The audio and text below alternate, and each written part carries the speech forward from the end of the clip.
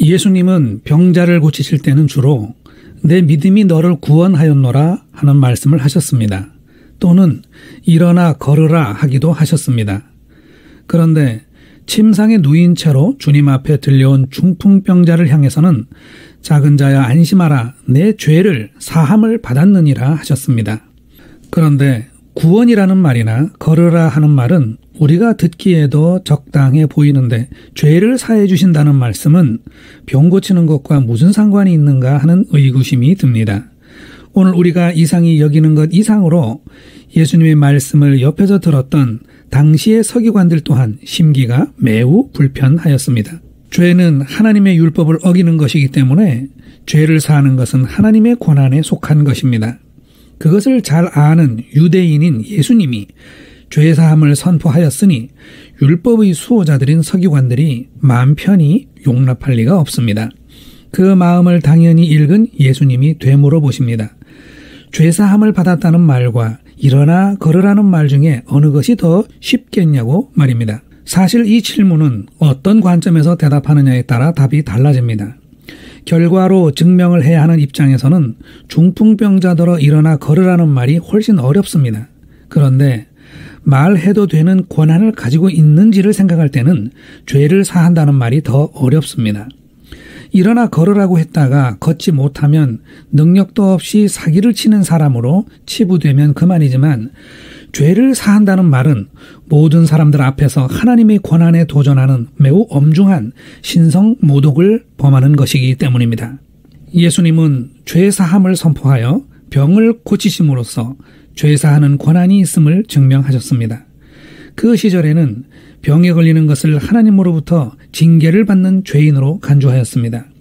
특히 예수님 앞으로 온 중풍병자는 중한 병을 앓으면서 자신이 지은 죄책에 시달리고 있었던 것 같습니다. 예수님이 죄사함을 선포하시는 그 순간 병자는 자신의 죄가 용서되었음을 완전하게 믿게 되었습니다. 그 순간 자기의 육체를 포박하였던 그 질병의 사슬이 풀려나가는 것을 느꼈습니다. 그는 일어나서 자기가 누웠던 침상을 들고 집으로 돌아가는 기적 같은 회복을 체험하였습니다.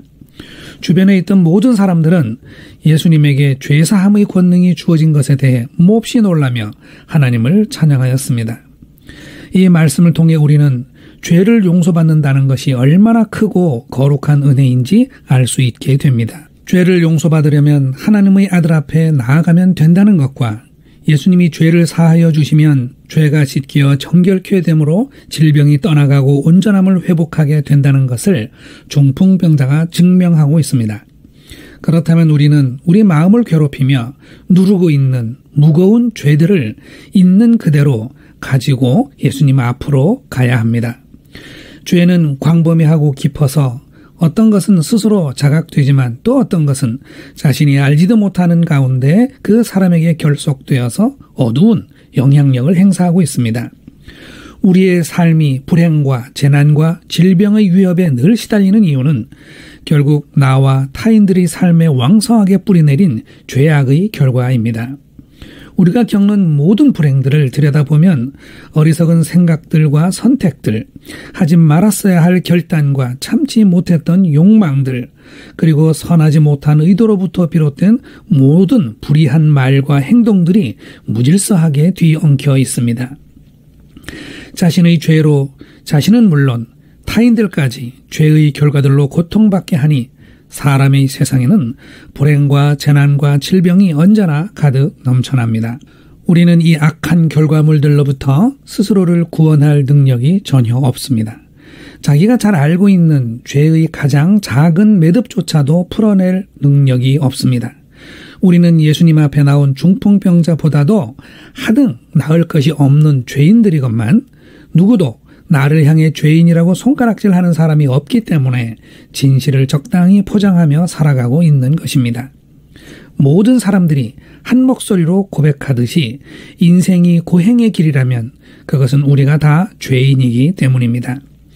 중풍병자의 무거운 질병이 예수님의 죄를 사하시는 선포로 해결되었다면 우리도 좌고우면할 필요 없이 예수님께로 곧장 나아가야 합니다. 그래서 가슴 속에 첩첩이 쌓인 죄의 목록들을 하나하나 꺼내놓고 눈물로 용서를 구해야 합니다. 예수 기도로 알려진 한 기도문은 수백 년 동안이나 신실한 하나님의 사람들 입에서 고백되어졌습니다. 하나님의 아들 예수 그리스도시여 이 죄인을 불쌍히 여기소서. 가슴속에 쌓인 죄들을 주님 앞에 있는 그대로 꺼내면서 이 기도를 가슴 깊이 외쳐보십시오. 병자를 향해 거침없이 손을 뻗으시는 예수님이 우리 가슴에도 손을 대어 주실 것입니다. 그리고 죄사함을 선포하여 주시면 우리는 일생토록 억눌렸던 죄의 억압으로부터 해방될 수 있습니다. 예수님께서 죄를 용서해 주시는 일은 우리 영혼의 가장 깊은 곳에서 이루어지는 정화와 회복의 역사입니다. 그러므로 주의해야 합니다. 잠깐의 기도와 성급한 결론으로 죄가 해결되었다는 오판에 빠지지 않도록 말입니다. 오늘도 모든 그리스도인들은 하나님께 기도하는 사람들로서 여러 가지 인생의 숙제들을 놓고 하나님 앞에 부르짖고 있습니다. 그런데 어떤 소원보다도 가장 먼저 주님 앞에 꺼내놓을 기도의 제목은 자기 영혼 속에 알알이 박혀서 썩어가는 죄악들입니다. 이 아프고 병든 진실 때문에 성경의 모든 선조들은 하나님과 그 아들을 대면할 때 심판의 위협을 느끼며 두려워 떨었던 것입니다. 지체 여러분, 중풍병자가 침상에 실려서 예수님 앞으로 올 정도로 혹독하게 앓고 있는 이유가 죄 때문이었듯 우리도 우리가 안고 있는 죄 때문에 아파할 수 있어야 하겠습니다. 그렇게 상한 심령으로 기도할 때 우리는 죄사함의 권능으로부터 우리를 정화하시고 온전케 해주시는 하나님의 아들을 만나게 될 것입니다. 세상에서 가장 강한 사람은 하늘을 우러러 가장 떳떳한 사람입니다. 우리가 다 주님 앞에 죄를 진실하게 고백하고 씻김 받을 수 있기를 간절히 기도합니다. 아멘.